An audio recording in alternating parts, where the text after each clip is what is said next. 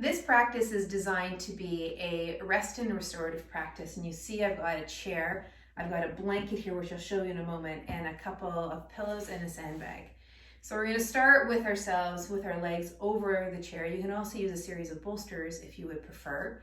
But I also want to show you this before we even get going. And this is a really awesome little toy called a Hoberman sphere. And it's a really great idea of thinking about your breathing and how you expand full body and then contract or return to center full body. But it's not just that your lungs are here and your diaphragm is here, and when the diaphragm drops, it puts pressure in and your pelvic floor is supposed to move, which is true. It's all very anatomical. But when we really, really sit with it, we can start to feel a whole body. And if you've had the recent opportunity to look at little kids breathe, you see them breathe with their whole body. And so this is partly what this practice is about, is to help us down-regulate and relax to a degree that we can feel our whole bodies breathe. So I've got a really cozy fleece blanket here that I have folded up so that it's just about as wide as my shoulders, so that my shoulders will be able to come off of it a little bit. And then I've got a sandbag that I'm going to place in my hips, and these pillows, these are a bolster-like thing that I'll use after this position, okay? But I've got two of them. We're going to use them for Baddha Konasana. So we're going to come forward here and bring the sandbag, or if you don't have a sandbag, you can use a bag of rice. Just place it here, right on the pelvis, right up to those hip flexor area. And we're just going to rest here and let the legs settle into your pelvis, thinking that your pelvis is mud and your legs are like wooden telephone poles. And as you lie here, just notice yourself breathing.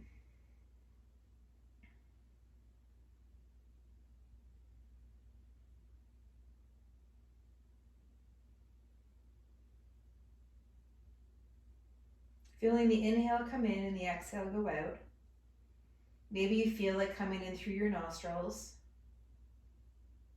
Maybe you feel it moving through your rib cage or your belly.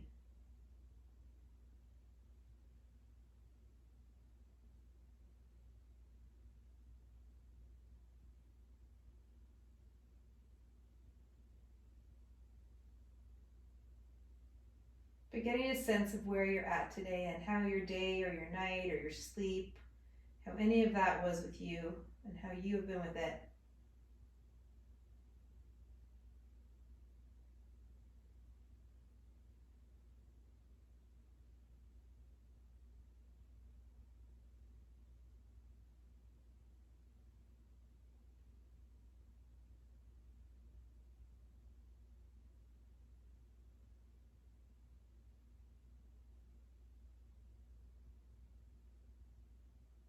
Easy, easy breathing.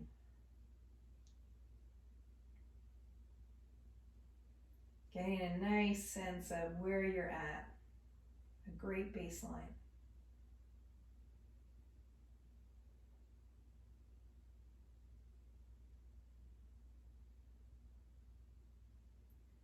And then slowly take that sandbag away. And if your legs are in the chair, you can move that chair away. And whether you're lying back or you're lying over the blanket, as I am, you can just bring those bolsters in close. And we're now going to put those feet together into Baddha Konasana. And so you can make those, you can have as much support as you want, depending on the height of the bolster, or you can bring in other pillows. The idea is that the legs are moving in the hip sockets. So it's the legs moving in the sockets. And you're only going as far as you're super comfortable through your SI and your back and your ribs. And placing your hands at your ribs and again, noticing your breathing.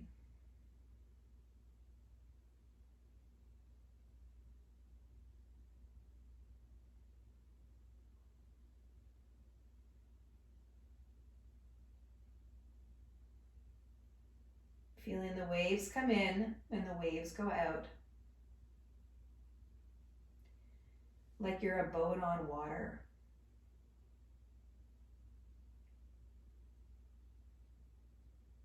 And if you find yourself starting to get distracted, then you might need a little more support under your legs, or you might simply need to bring yourself back to your breath. It's easy for ourselves to get into our thoughts, right? But remember that our thoughts are a past and a future. And so when we come to the breath, that's way more present.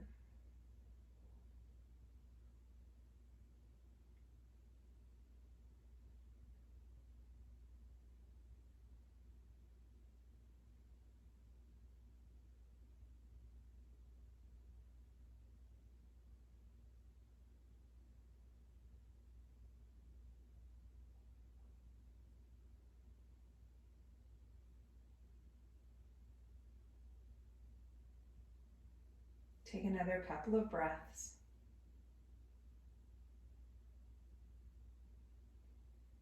And when you finish that second one, start to bring those legs together and the feet on the floor.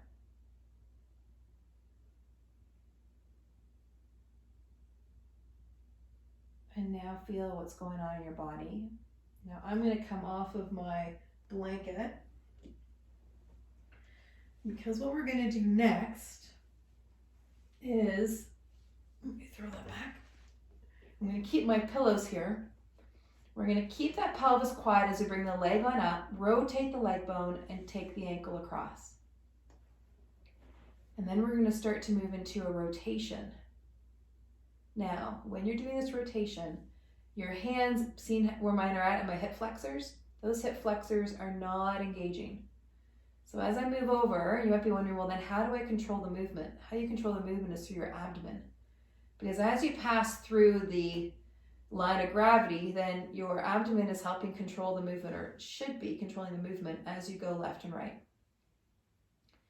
And if it's not, then your hip flexors or your shoulders or your jaw, that tries to control the movement. So, or your toes. So pay attention, and you can look at your hands and your abdomen. It's not about contracting your abdomen. It's about pulling back up.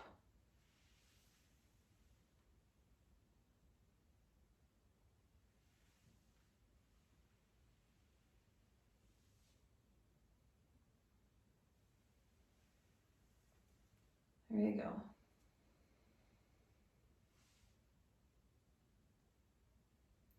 So what's interesting about this movement is pay close attention, especially if you're someone who has a tendency towards jaw stuff or neck.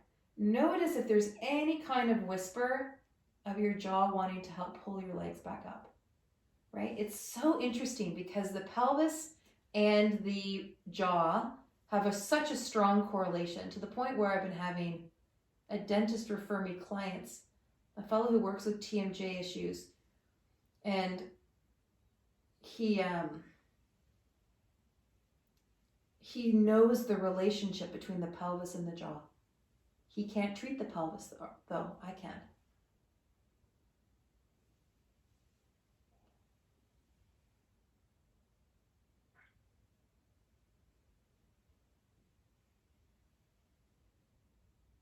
Okay, lovely. Ankle comes off now. Now this one's going to look like Baddha Konasana, but it won't. Let me just show my feet. We're going to take the legs in the butterfly. The feet don't slide towards each other. Yeah, so it's just the legs coming wide and your legs coming back in. Now you might find that you need the bolsters to support you here as you do that movement.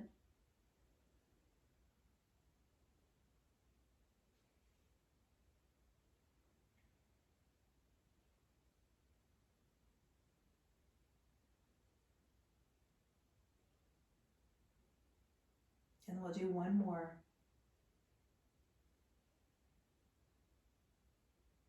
Great. All right, now bring one leg straight, the other leg comes on up.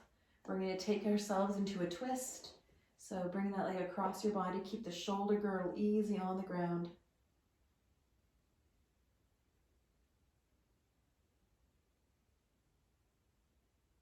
and then come back up. And then other side.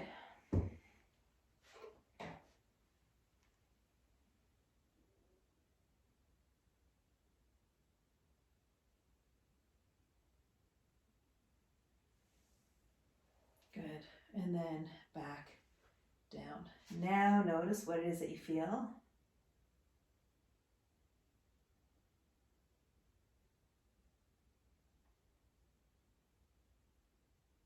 And you can be here for as long as you'd like.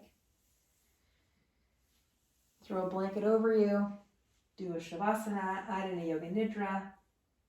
Have a great, great time exploring. We will see you tomorrow.